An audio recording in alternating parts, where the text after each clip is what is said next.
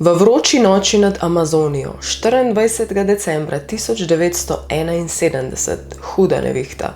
V temne oblake se prebija rdeča luč letalskih signalov. Polet proti domu bi moral biti miren, a nekaj je šlo narobe. V trenutku, ko so gromi raztrgali nebo, se je letalo Lufthansa Flight 508 razpočilo v ognjeni eksploziji. Strela je zadela kovino, kri, panika, škripanje kovine, grozljivo strmoglavljanje.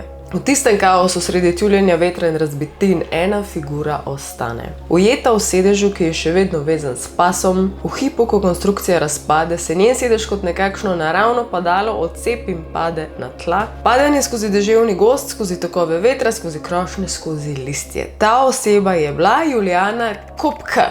Koepcke se napiše, nemški izvor tega priimka je, če narobe izgovarjam, se opravičujem, Julijana Kopka, nekaj tacga. 17-letnica takrat, ko je strmoglavila, zdaj seveda to že dolgo časa nazaj, ampak tole je zgodba o neverjetnem preživetju. Je ena najbolj fascinantnih zgodb, ki sem jih kdaj slišala. Več ne moreš verjeti, kakšen boj za preživetje bo tukaj noter, kakšna surova moč in narave in človeka. Verjamem, da bo vas tudi navdušili, eni že poznate mogoče to zgodbo. Preden začnemo z videom pa, tale video je sponzoriran strani CeraVe, ki ima dva tako dobra nova izdelka. Kakšna je naša koža pozimi? Ja, suha. Suha kot stiropor. Moj najljubši izdelek je tale Intensive Moisturizing Cream. Ta krema je tako bogata, blaži do 72 ur in podpira kožno bariero in na nek magičen način noter zadrži vlago, tako da res dolg časa vlaži. Tole sem imela doma, preden sta naša oba starša pogruntala, koliko je to fajn stvar, tudi za starejšo kožo, in sta mi začela krasti tele izdelke. Pol sem jima razložila, da naj si svoje kupta online ali pa v lekarnah. Drug izdelek torej je Intensive Moisturizing Lotion, torej losjon, ki je pa tudi primeren za vse tipe kože. Tako da naslednjič, ko boš v lekarni, si poglej, vzem in obljubim, da ti ne bo žal. Najprej nekaj o tej naši Julijani, kdo je sploh bila. Julijana Margaret Beate Kopke se je rodila 10. oktobra 1954 v Limi v Peruju. Zdaj ne vem, njena starša, kakor vem, torej sta Nemca, njen oče je Hans William, ki je bil ornitolog. Pa sem googlala, kaj to je, to so ljudje, ki opazujejo ptiče, oziroma so poznavalci ptičev. Oba sta bila zoologa, ona je bila pa Marija Kopka. V glavnem, zanimiva družina so mogla biti, zaradi tega, ker je Julijana z njima veliko potovala in raziskovala gozdove. V tem primeru predvsem perujski gozd. Zdaj predvidevam, da sta bila ona dva starša iz Nemčije in potem sta tudi njo že imela ali pa vsaj preselila tukaj v Limo, Peru. In so potem tukaj perujske gozdove raziskovali oziroma njihovo zoologijo, živali, ptiče itd. itd. To bo pomembno za našo zgodbo, ker je bila Julijana iz tega razloga najbrž vešča v tej situaciji, kako je na koncu preživela. Očitno je imela neke izkušnje v divjini. Julijana je torej odraščala na teh raziskovalnih postajah, razpetimi v tem in perujskem gozdu, in pa na eni točki sta šla njena starša z njo skupaj tudi celo v amazonski pragost in se tam raziskovala. Tako da, ko je ona bila v teh postajah sred tega gozda, pa je starša čakala ali pa hodila z njima, se je od njiju učila, poznala je zvoke ptic, poznala je zvoke žab, razumela in na nek način divjino, ko jo pač normalen človek ne, ker se preprosto na nobeni točki nisi prisiljen toliko izučiti. Če ti gledaš neke risanke od otroštva, bojo se ti vtisnile v kosti in jih boš zavedno, ne vem, skoraj na pamet znal, ampak ona je pa pač divjino in naravo in sploh ni mogla si predstavljati, koliko jih bo enkrat prišlo prav. Torej, ko se to zgodi, ta nesreča letalska, je bila ona stara 17 let in zdaj smo dejansko v obdobju, ko je ona en dan po maturi, potem, ko je maturo opravila, in tudi v Peruju, takrat v Limi, bi oni mogli to še praznovati in lihko je nanesel. Če bi z mami šla ona na en let prej, oziroma tistega, ki so planirali, se to pač ne bi zgodil. In je ona prosila svojo mami, da lahko ostanem še en dan dlje, tako da se lahko udeležim te zabave oziroma slovesnosti v povezavi z maturo, ker smo pač veseli, da praznujemo, bomo šli pa spet naprej raziskovati amazonski pragost. In se je mami strinjala in sta dejansko pač ostali en dan dlje in sta se potem naslednji dan odpravili in to pazi datum, 24. december, torej dobesedno pred večer Božiča, res grozljivo, kdaj si to zgodil, sta šli na ta let in sicer Lufthansa Flight 508. 92 potnikov, nič hudega, slutečih, se vkrcava, se smejo, se objemajo, se poslavljajo, so veseli, klepetajo, vse je bilo popolnoma normalno nekaj časa. Dokler pač niso vzleteli in se počasi zaleteli v neko goro črnih oblakov. Zelo na hitro se je to zgodilo. Pazi zdaj to, amazonski pragozd se baje razprostira tako na 6 milijonov kvadratnih kilometrov. To je ogromno območje visokih humidnosti, pač ekstremne vlažnosti. Tako kot rečejo za Everest, da pač proizvaja svoje lastno vreme, tako ga tudi ta predel in zelo na hiter rata do trenja v zraku in pride do ekstremnih neviht. To pač ne moreš po mojem sploh tako dobro predvidevati, pa še takrat najbrž letala so slabše opremljena, vse pač v letalih je bilo takrat slabše. Torej, zrak postane naelektren, električni potenciali se kopičijo, takšne razmere, ki pripeljejo poj do česa, do strel in gromov. In to se je njim tudi zgodilo. Ena ogromna strela je takrat zadela njihovo letalo. Samo ena, to letalo dobesedno v hipu. Se veste, včasih te strele kar zadanejo, ne vem, pa en motor, pa drug motor, pa še vedno leti, pa ne vem kaj, v tem primeru je bila ena strela, letalo je začelo navpično padati dol, izgubilo vso kontrolo. Njena mami pa je takrat še rekla, kao, to je to. Prav rekla je nekaj v smislu, kao, no, to je to, konc je. Julijana, tako kot vsi ostali, je normalno ostala zavezana s pasom, njena mami zraven nje sedela in začeli so na polno strmoglavljati. In ona to opiše kot da je letalo okrog nje dobesedno razpadlo, kot da so deli sam popadali preč. Tako da si lahko predstavljate njo, kako v tistem sedežu še vedno pripeta strmoglavlja dol iz 3000 metrov višine, s tem, da se tudi hitrost nekoga, kar na ta način začne padati, povečuje, ampak ona je imela neko neznansko čudežno srečo, da ko je začela padati dol v ta amazonski pragozd, je ta njen sklop, kateremu je letela, delovalo kot neko padalo, plus ko je začela padati v tej nevihti čez krošnje in listje in vse to je začelo upočasnjevati, kot je ena varnostna mreža, pa tiste vitice, ki so, pa ne vem kaj vse je bilo, ampak istočasno, ko so jo te stvari upočasnjevale, so jo tudi ranile, padec in trki ob drevesa in ne vem kaj vse je mogla biti cela popraskana in poškodovana in bam, pade na tla v to blatno džunglo. By the way, takrat je na polno padal dež, še vedno je pač nevihta in ja, pristane na tleh. Kot sem rekla, to letalo je razpadlo, tega ni vsega tam na kupu, ampak je povsod raztreščeno, Res je mogla biti grozljiva nesreča. In tukaj se, ne vem, meni ta najbolj bizarna zgodba začne. Prvo kot prvo, ona ni kar ustala in šla. Ona je najprej en dan pa pol bila privezana v tem sedežu in samo padala v nezavest in iz zavesti v nezavest itd. Pač to, kaj dihala, je spominjala na to, da je živa. Verjetno ekstremen šok in pa pač ogromen poškodb.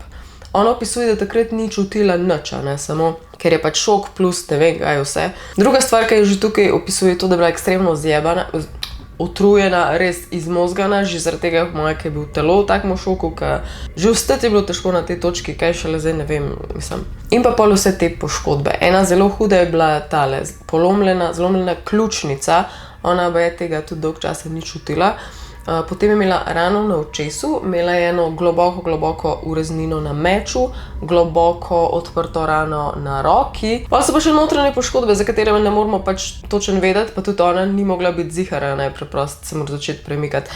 Zdaj tako, ona, kot sem rekla, takrat še nekaj dni tam krožila. Krožila je toliko časa, kolikor dolgo je slišala, da se nekje v daljavi zgor slišijo helikopterji in avioni. Potem je sklepala, da jih pač ljudje še vedno iščejo. Ko so se te zvoki gor ustavili, je ona dojela, da se mora premakniti naprej. To je meni fascinantno, koliko dobro je ta punca razmišljala, pač pri 17 letih. Pa ne koliko dobro, se to je logično, recimo, da pomisliš, ampak trezno, veš, da ne zapaničaraš, da ne obležiš tam, da predstavljaj si, da je ona tam, kaj kroge nabirala, je razumela, da mora najti hrano, karkoli jo le lahko. Ali pa preživele potencialne valjda, pa svojo mami iskati, Ampak ona je tam krožila in predstavlja si, da ja, boš naletel na druga trupla, ki so verjetno v tako bizarnem stanju in tudi so bila, ona je najdla 3 druge ljudi. Predstavlja si, da te ljudje, ki so bili tudi še vedno v svojih sedežih, so s tako silo strmoglavili na tla, pač niso imeli take sreče kot ona, da je šla med tok vej, najbrž, ampak s tako silo so preleteli, da so bili skoraj 1 meter globoko v zemljo zariti skupaj s sedežem. Ta sunk mora biti bizaren, pa tudi ne vem, v kakšnem stanju so te ljudje. To mora biti, to ne vem, če se še vidi, da je človek, ne vem. V glavnem, potem je najdla tudi eno žensko, za katero je začela že misliti, da je njena mami, predstavljaj si, da si sred amazonske džungle in najdeš tam eno razmazano telo in pač se sprašuješ, če je to tvoja mami. Potem je videla na nohtih na nogi, da so namazani in je potem sklepala, da ni njena mami, ker ni imela namazanih nohtov nikoli. Tako da. Ko se prenehajo te zvoki avionov, torej rešilne akcije, ko so pač že verjetno obupali nad preživelimi, ona dojame, da se mora začeti premikati naprej. Takrat je bila v mini krilu, taki mini oblekci, samo en čevelj je imela, drugega je imela ves čas v roki, da si je utirala pot, v bistvu, da je ves čas po tleh tolkla ali pa imela na palci in stopalcev s čevljem hodila, da je videla, a je tam kakšna kača, a je tam kakšna luknja, a se ji bo udarila, a je živo blato ali bo zarinila, v glavnem. Torej, basically, ja, bosa hod, ker, ja. Marsikdo amazonski pragost opisuje kot kar nek organizem zase, ki diha in živi brez pravil in tam imaš razne prepade, pa luže, pa močvirje, pa čudne oblike voda, ki ne veš, kaj bo, pa milijon vrst dreves, pa rastlin, pa živali, ki ne veš, kaj ti bojo naredile, ne veš, kje so stropene. Tako da vam bom naštela, če ne drugega, zdaj najbolj nevarne živali, ki jih tam srečaš, nekatere ona ni mogla pač biti dosti pripravljena. Jaguari, anakonde, potem ultrastropene kače, fer de lance, pit viper, ne, kjer je ta fer de lance. Pit viper, to je tudi ena najbolj nevarnih v regiji, pol pa piranje v rekah.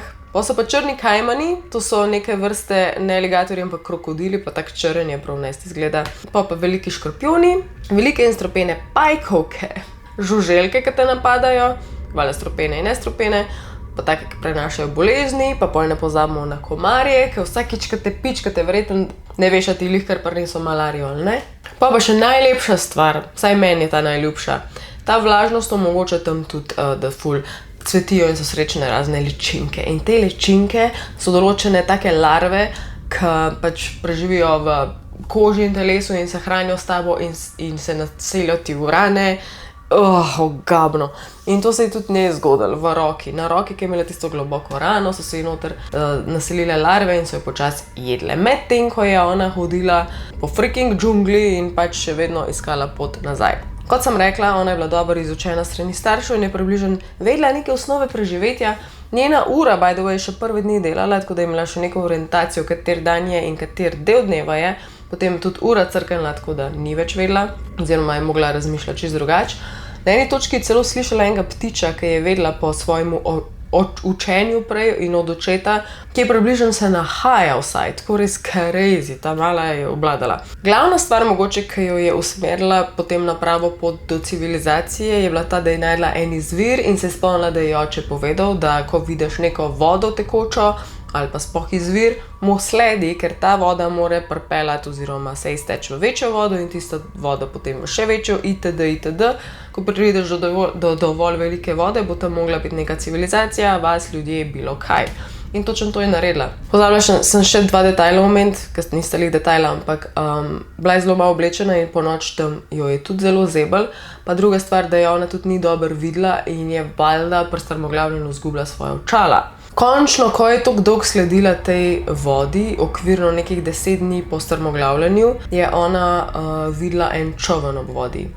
In je takrat, ona opisuje, da je bila prepričana, da halucinira, potem je šla pa prav do tega čolna in se ga je dotaknila, tako da se je prepričala, da je čoln dejansko tam. Toliko je bila že zmozgana. Na koncu ona baje ni več hodila, ampak se je plazila po tleh. Ko je našla ta čoln in prišla do njega, je tudi videla neko potko, ki je šla v gosti in si je rekla, ok, najbrž moram temu slediti, kaj drugega kot to. In ko je tej poti sledila, je prišla do ene take manjše kolibe v gozdu. Tisto noč, ko se je pač nočilo, se je odločila, da bo tam prespala in se je ulegla in jo je toliko bolelo, toliko so bila trda tla v tej kočici, da je rekla, da nima smisla, gre raj nazaj na obalo in je šla spet do čolna in raj tam prespala. Potem naslednji dan šele se je spet vrnila do te koče / kolibe in je potem tam najdla, oziroma so njo najdel, kakorkoli že, 3 perujski lovci, taki domačini. In potem so se na nek način tudi sporazumeli, ker je ona, se pravi, genij, kot je bila, je tudi špansko tekoč govorila in jim je razložila situacijo. Še ena stvar, ki je prej naredila, da ne pozabim, ker je badass in disgusting istočasno. Ko so se te ličinke že res namnožile, mislim, da je rekla, da je bilo nekih 50, je ona že verjela, da bo to roko zgubila. To je bil njen mindset. Bolelo je, ko so jo jedle, te ličinke, in verjela je, da bo roko zgubila in se je spomnila, da je enkrat oče rekel, da če se kaj takega zgodi, lahko poliješ bencinom in je v tistega čovna vzela motornega čovna vzela bencin in je na ta način šla pucati te ličinke ven, ampak še vedno ni vseh, tako da drug del so jih potem še te lovci izpucali, medtem ko so pač jo rešvali in potem je sledila 11 ur dolga vožnja s kanuji, ko so te lovci njo potem po vodi dol peljali do prve bolnišnice. In potem the rest is history, ne, pač na ta način je bila rešena, oziroma ne da bila rešena, ona se je sama rešila, ker je dobesedno sama sebe prepeljala do rešitve. V glavnem, nora zgodba. Še en fun fact za konc, ki verjamem, da od eni z veseljem to pogledali. Filmski direktor Werner Herzog je bila oseba, zveni isto Nemc, ki bi tudi mogel biti na tem letalu kot ona, ampak je nekaj mu prišlo vmes, nekaj pomembnega, da je zadnji moment scancelal. Tako da ni šel na to letalo. Je pa pač si predstavljal, kaj bi se mu zgodilo, če bi šel in koliko malo je manjkalo njemu tudi do smrti in je potem naredil dokumentarec Wings of Hope. Jaz bom iskrena, ga nisem gledala, sem čisto pozabila, če ga bo kdo obstaja. Potem je pa še njena autobiografija od Julijane, kot sem rekla, ženska preživela, imate intervjuje, imate vse, plus njeno autobiografijo, ki se imenuje When I Fell from the Sky, torej, ko sem padla z neba. Tako da, kdor bo naprej raziskal ta primer, feel free. To je pa ta primer od mene za danes. Upam, da vam bil všeč, za spremembo pač ni true crime, ampak je zgodba o preživetju, I love it. Meni je ful všeč, da kaj novega kdaj obdelujem. Tako da, zaenkrat pridni bote, radi se imejte, lep petek imejte. A se gledam naslednji petek, ideje, kot vedno mi pišite na Instagram, ali pa magar tudi TikTok, če kdaj pogledam, ali pa tukaj spod komentarje. Alien mama out in speech. Alien mama vas rada. Bye, čau.